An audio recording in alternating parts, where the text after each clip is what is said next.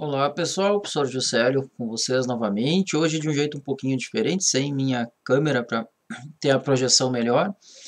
E falando de um outro assunto que não o nosso de costume aí sobre vinhos. Hoje a gente vai falar sobre alguns micro-organismos relacionados às doenças transmitidas por alimentos. E para isso a gente vai, como eu tento sempre passar, fazer o conteúdo mais flexível para vocês, e o mais fácil é com vídeos gravados, e aí eu consegui ao invés de fazer aula online, pegar alguns outros vídeos para não fazer um vídeo tão longo só meu, até porque nessa área tem muita coisa pronta e bem feita, e por pessoas que inclusive têm muito mais uh, prática do que eu, né? O pessoal de nutrição, engenharia de alimentos e tudo mais, que tem aí mais cancha com isso, literalmente. E eu resumi a parte de microbiologia, porque eu consegui ver satisfatoriamente aí alguns vídeos falando sobre isso, mas não sobre os micro-organismos, que são, no meu ponto de vista, a parte principal dessa, dessa questão das DTAs. Vocês devem ter visto também que as DTAs não são transmitidas, a gente daqui a pouquinho vai ver aqui, não são transmitidas só por micro-organismos, né, mas também por outros perigos, efetivamente, né, como a gente tinha visto. Como está aqui, né? Algumas, tem algumas outras coisas que a gente pode ter aí, não só também bactérias, né? Bactérias, desculpa, também vírus, que não são micro-organismos efetivamente, volta e meia a gente vê falar em viroses aí associadas ao consumo de alimentos, mas também pode ser aí por questões, pelos outros perigos que a gente viu. Mas aqui, como eu tinha dito, eu vou tentar ser mais sucinto. E só comentar alguma coisa, tem esse material está disponível para vocês, importante dizer, da professora Patrícia, aqui da Universidade Federal do Rio Grande do Sul. Então, tudo que está aqui é obra dela. A única coisa que eu queria falar, que talvez seja interessante, só a gente pensar na distribuição desses surtos no Brasil, porque ele não é exatamente igual. Vejam uma coisa, pelo que a gente vê nesse gráfico, olha só, 40, 40, vamos dizer que 80%, que é tudo isso aqui, é correspondente à região sul e à região sudeste. A gente tem que analisar isso de um jeito interessante. Assim, né? Se a gente fosse pensar assim, quer dizer que as regiões sul e sudeste são as que mais têm problemas com micro-organismos, talvez sejam as que mais tenham, as que menos têm aí cuidados, as que por isso tem esse índice tão alto. Mas o que a gente tem que ver aqui primeiro, concentração de pessoas que moram nessas regiões, são a primeira coisa importante. Segundo, disponibilidade de serviços de saúde e de funcionamento de vigilância sanitária. Isso faz que notoriamente duas regiões bem posicionadas aí em termos de IDH acabem figurando como se fossem as maiores, mas na realidade o que a gente tem, que é o que a gente vê daqui a pouquinho, é muita subnotificação nas outras regiões, tá? Então, basicamente o que a gente tem é isso. E a gente tem aqui como relevante dentre as outras três regiões Nordeste, depois a gente tem aqui a região Centro-Oeste e por último a região Norte, que é uma coisa que não faz lá muito sentido, porque as regiões mais quentes, inclusive, por questões de conservação de alimentos e porque existe um comércio muito típico de alimentos, sobretudo carnes, né, em temperatura ambiente, em feiras livres ou naqueles mercados, evidentemente deve ter um peso maior. Mas esse problema da subnotificação, que é o que eu falava aqui, de fato ele é a ponta do iceberg, né? Eu acho que essa figura ilustra bastante. Isso não é assim só no Brasil, isso é assim no mundo. Mas pelos dados que a gente vê, e eu deixei umas atividades para vocês analisarem esses dados, verem o que acontece em outros países, possivelmente a gente tem uma subnotificação muito, muito, muito grande. Então, voltando um pouquinho, esse gráfico ele deve ser pouquíssimo representativo do que é a realidade, mas sim representativo do que é o notificado, e sabendo que inclusive nas regiões sul e sudeste, possivelmente, esses não são os números reais, tá? E Se a gente pensar nisso, a gente tem que pensar o que acontece na nossa própria realidade aí. Algumas vezes alguém na casa da gente, ou vários da gente, algumas vezes, ficam lá ruim, ficam 3 dias estranho, vomitando, enfim, com diarreia, com febre. Aí deu tudo certo, né? Deus vai ajudar, a pessoa cura, fica bem. Será que essas pessoas não tiveram aí algum problema aí com doença trazida por alimentos? O TED transmitidas, tá? Trazida, enfim, eu usei uma outra palavra, mas só para vocês não de repente se questionarem.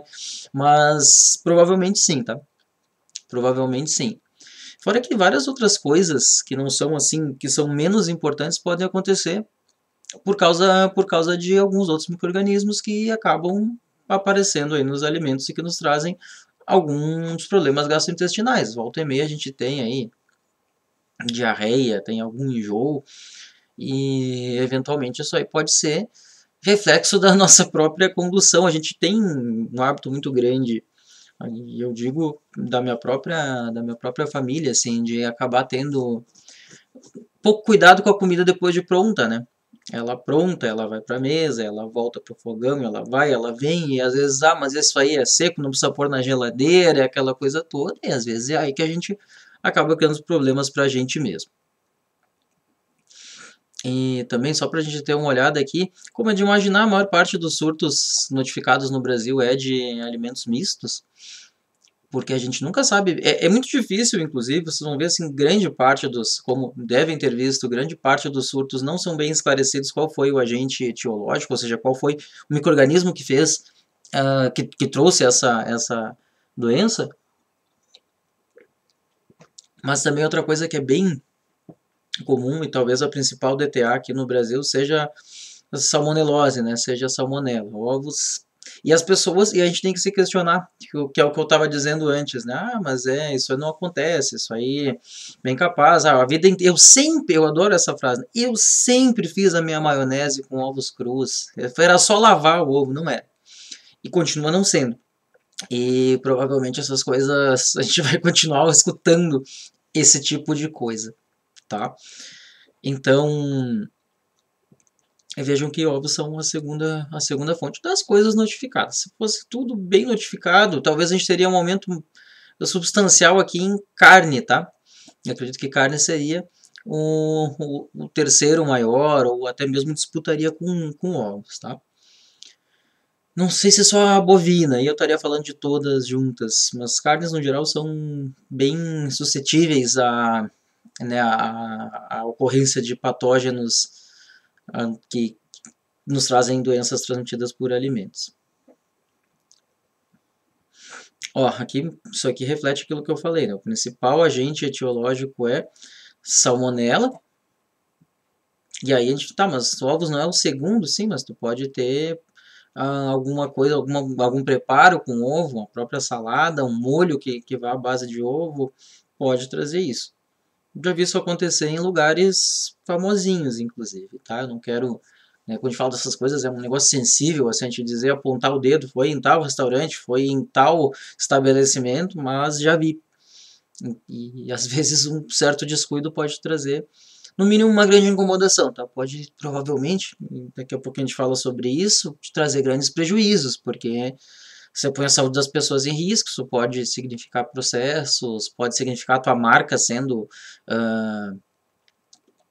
né, arranhada, tendo a reputação arranhada e por aí vai.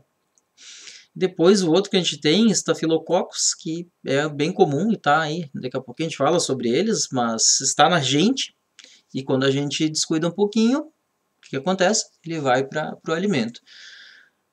E aí, E. coli e Bacillus cereus na sequência. E a gente fala pouco de Campylobacter, que é uma coisa que provavelmente a gente notifique pouco, tá? Felizmente, Clostridium botulinum lá embaixo, né, o que causa o botulismo. Mas se a gente vê os dados de outros países do mundo, eles têm muito mais, tem bastante salmonela também, mas bastante essas doenças trazidas por carne. E. coli, Campylobacter, listeriose, a gente não tem. Vejam aqui.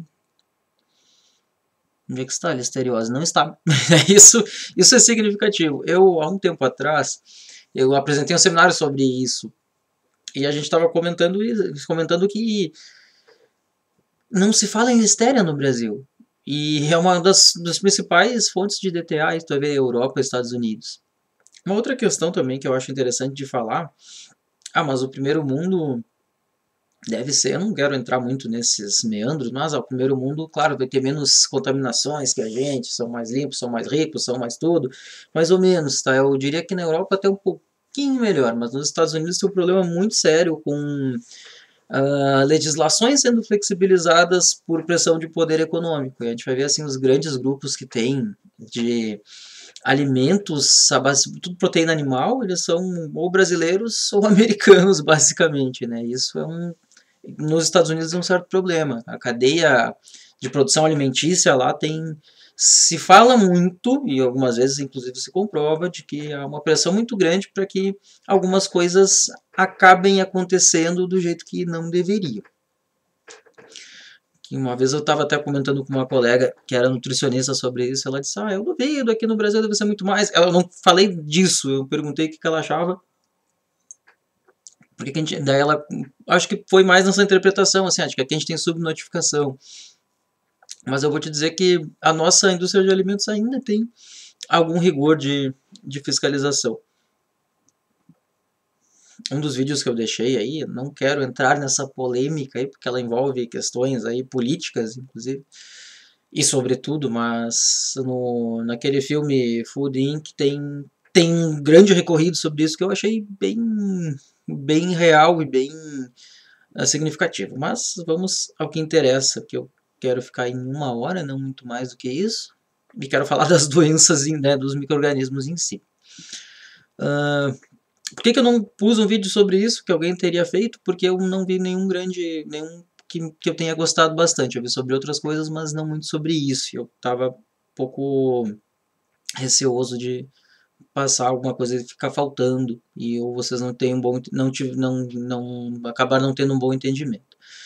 Mas vamos ver aqui, ó. Local que acontece, principalmente acontecem as DTAs, tá? Cara, esses dados são de 2000 a 2013, mas alguns já foram atualizados, estão piores, eu achei menos fáceis de ver do que esse, embora não tenha sido eu que coletei esses dados, né? Eu tenho eles e inclusive disponibilizei para vocês, mas eu achei que esses estão mais fáceis de a gente perceber. É importante ver uma coisa. Muitas vezes tu não sabe, né? Quando diz aqui ignorado é porque tu não consegue ter bem certeza de onde foi que tu te contaminou. E se vocês procurarem ali os informativos de vigilância sanitária falando dessas doenças, desses surtos, muitas vezes acaba acontecendo de pessoas de diferentes lugares terem estado num lugar e terem sintomas diferentes e não se ter claro que a contaminação foi naquele lugar, tá? E muitas vezes em uma determinada região, uma determinada escolinha, por exemplo, tem esse tipo de problema e não consegue perceber bem que foi uma contaminação que ocorreu na escola. Vamos pensar que, eventualmente, no caso de criança, eu acho que é bem claro isso. Você pega ali uma criança levou um lanchinho, aí a outra babou em cima, lambeu, comeu, dividiu, e você não sabe bem, não consegue claramente determinar e perguntar ali, entrevistar quem iria as crianças, né? Me diga aí, quem comeu o seu lanche? Alguém dividiu? A criança nem lembra, nem se deu conta. Essa criança acha alguma coisa no chão e come, divide com um coleguinha e por aí vai. Mas uma coisa dois dados na verdade que me chamam bastante atenção. O primeiro deles é que a maior parte é em casa. E aí tá aquilo que eu falei, né? Nossa confiança porque eu sempre fiz assim, porque quando não tinha geladeira eu fazia assim, porque eu nunca vi alguém morrer porque comeu carne fora da geladeira e por aí vai.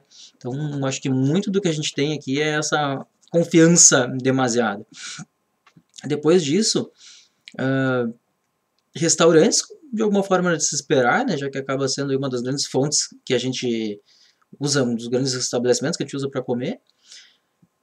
E creches, né? Isso é bem perigoso, porque as crianças são mais suscetíveis e porque a criança não escolhe, né? Ela vai para a creche e todas elas vão e elas comem e elas ficam doentes, tudo junto, vamos dizer assim. Naquele seminário que eu comentei agora há pouco, a gente tinha recente acontecido um caso, 2018, tinha acontecido de 2017 para 2018, um caso de contaminação por Listéria, inclusive. Desculpa, gente. Inclusive a câmera tá desligada porque o gato hoje tá. Não sei o que tá acontecendo. Ele acabou de se manifestar. Mas vamos voltar ao que eu tava dizendo. Teve um caso de listeriose em. Como chama isso? Mortadela. Algo como mortadela. Na África. E o que tem a ver a creche com isso? É que era o fornecedor das mortadelas para a rede de creches públicas. E aí tu imagina o que aconteceu. Foi uma tragédia. É interessante que naquela época eu lembro que um outro professor comentou, né? Pô, e eu nem tinha ficado sabendo disso. Uma notícia de proporções enormes, assim. E o que a gente comentou foi, né? Porque afinal de contas era apenas mais 200 e lá vai pedradas africanos que morreram, né? Se fosse um europeu, provavelmente a gente tinha sabido. Enfim, continuando aqui, depois tem outros casos que não vem muito ao caso. Não vem muito ao caso porque eu não quero me debruçar sobre isso. Os outros vídeos, inclusive, comentaram. Também comentaram, né, de onde vem, de onde surgem as DTAs.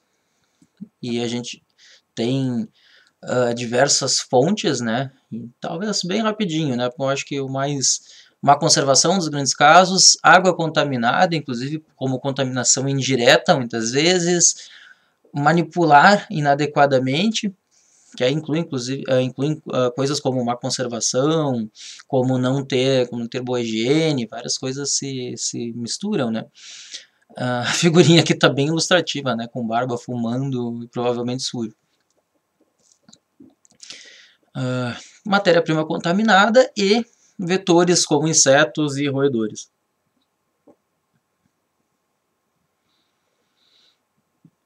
Veja só, a maior parte dos surtos está associada à refrigeração inadequada. Lembram que a maior parte era em casa? Aí a gente começa a juntar as coisas e às vezes a gente tem, né? Eu vou dizer que se tem uma coisa assim da gente que acaba indo aí para a ciência, que é muito angustiante, é que a gente muda o mundo, mas não muda o nosso mundo, né? E eu, por exemplo, falar para minha mãe que ela tem que pôr as comidas na geladeira, nem sempre ela acha. Arroz é sequinho, né? Não pode ficar um tempo aí, não pode. Não pode. A vida inteira fez isso e não deu nada, que bom, mas talvez possa dar, né? E é aquela velha história, você não vai ficar ali a vida inteira brincando de roleta russa e ficou 30 anos não dando nada. Pode ser que no 31º você um dia acerte a bala, né? Eu não vejo necessidade de fazer isso. E é uma cultura que a gente tem que mudar, mas eu confesso que eu sou bem frustrado em não conseguir convencer meus próprios parentes, minha própria família. Olha, gente, não dá para fazer isso. Descongelar a carne tem que descongelar na geladeira. A gente descongela a carne. E eu estou incluindo aí boa parte da população, inclusive bem informada, né? Com a gente descongela a carne fora, né, deixa na temperatura ambiente, do dia para a noite, no 31 graus aí, verão. Petrolina aí, que está sempre com a temperatura alta. Porto Alegre, Florianópolis, que no verão aí beiram os 30, baixam ali, talvez a uns 20, alguma coisinha. Quando muito 20, e 20 já é uma temperatura bastante alta. Um dos vídeos falam que os micro-organismos mais ou menos gostam das coisas que a gente gosta, né? A água é uma temperatura decente, e de fato é, né? Então, quando a gente está fazendo isso, a gente está contribuindo para que as coisas piorem. Vamos ver aqui. E veja só, né? As outras duas maiores fontes, muito próximas uma da outra, falta de higiene, né, pessoal, e coisas como, a maionese de ovo cru não tem problema, era só lavar o ovo. A carne crua faz mal passar também, não tem problema. Somente depois que ela ficou o dia inteiro, né, descongelando, tá tudo bem. O seminário aquela vez era sobre isso, né, sobre comer carne crua, que tem riscos associados, né, e que exige ainda mais um cuidado em manipulação. Mas vejam, as coisas se coadunam e a gente precisa começar a mudar os nossos hábitos em casa. Eu diria que eu sei que vocês não devem estar assim 100% felizes com essa unidade. Eu não tenho muito como mudar nem a percepção e nem o programa. Mas digo que, se não para isso, eu acho que tanto higiene e manipulação como relações interpessoais serve para a gente mudar a gente mesmo e os nossos hábitos. Vamos continuar aqui. As consequências, né, podem ser leves, médias e graves, mas sempre que a gente associa aí riscos à saúde e mesmo põe risco de morte, e sim, tem risco de morte, tá? A gente está jogando com vidas, jogando com fatores muito complicados, então eu particularmente sempre acho que assim, você tem que pensar que tem possibilidade de acontecer algo grave, ponto. E trabalhe para que isso não aconteça. E outra questão que vocês viram bem claro aí, né, a questão dos recalls que acabam acontecendo em função de problemas de processamento industrial e eventualmente mesmo de supermercado, né. Uma rede bem conhecida aqui do Rio Grande do Sul, há 2 anos atrás, na época desse seminário, um pouquinho depois, um pouquinho antes, já não me recordo, teve um problema, inclusive foi com listeria no fatiador de frios, e aí interditaram para até sanar o problema. Então tu imagina uma rede que é sofisticada, uma rede que as pessoas têm confiança, de um dia para o outro aparece no jornal, né? Fechada a unidade tal do supermercado X. Aí isso assusta, né? Isso é claro que te traz aí, primeiro, desperdício de material, segundo, prejuízo em imagem, e terceiro, e se tudo der certo, esse terceiro não vai acontecer, mas tem que contar com alguma sorte, que as pessoas tenham doenças, ou efetivamente, inclusive, morram. E aí, claro, né, tudo isso tem as consequências aí de ações e pagamento de tratamento e tudo mais. Eu acho que o que aconteceu, não vou falar o nome porque isso é um caso nacional, com a cervejaria Baker é muito claro, não é uma DTA, né? Não é exatamente, não foi uma doença ali de manipulação de alimentos, embora tenha sido aí um problema que é, como vocês vão ver aí, ou como vocês já viram na realidade, de controle de qualidade, né, e de controle e manejo de riscos. Os caras já devem ter falido, e além de ter falido, estão sendo meio complicados. Não quero falar aqui porque eu posso ser processado, né, por emitir uma opinião, mas enfim, e aí é eu que vou quase falir. Mas eles estão enfrentando grandes problemas aí com custos altíssimos de tratamentos e dos processos de reparação.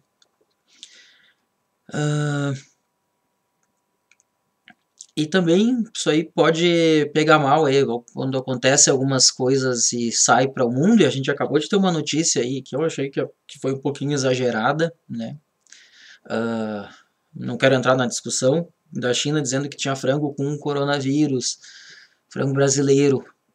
Nossa, você vai lá perguntar no supermercado chinês, oi fulaninho, tem aqui um frango da Sadia, vou dizer a marca porque não teve, inclusive nem era da Aurora, né, que eles viram. E tem um frango da, sei lá, o Tyson dos Estados Unidos, o que você vai levar? O Tyson, né? Isso aí não é nada muito... é bem previsível, inclusive. E a gente se baseia, inclusive sobre, lá vocês devem ter visto essa parte de ferramentas da qualidade sempre no Codex Alimentários, né, que é algo, digamos que intergovernamental, interplanetário, não seria outros países, né, mas que tá aí que o mundo inteiro se baseia para promover alimentos seguros, e é claro, a prevenção a micro-organismos é talvez o principal foco.